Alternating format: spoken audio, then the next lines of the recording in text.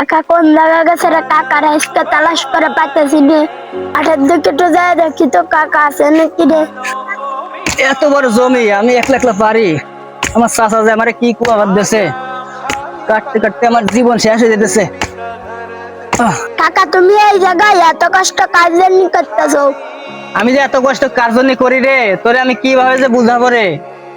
তুই তো সবই জানিস, ছোটবেলায় আমার মা বাবা যখন মারা গেছে এই চাচার কাছে আমি বড় হয়েছি। ছোটবেলা থেকে এত বড় করেছি চাচা।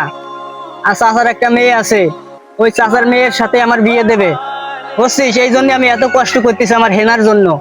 হেনার জন্য আমার জীবন দিয়ে যেতে পারি বুঝছিস। আমি এই জন্য এত কষ্ট করতেছি। তোমার কাকার আমার ভালোই চিহ্ন আছে, তোমার কাকার মেয়ের সাথে জীবনেও বিয়ে দিবেন না। আরে বাঁচতে, তুই আমার চাচারে চিনিস নে। আমার চাচারে আমি ভালো করেই চিনি। চাচা কোনোদিন আমার সাথে বিশ্বাসঘাতকতা করবেন না।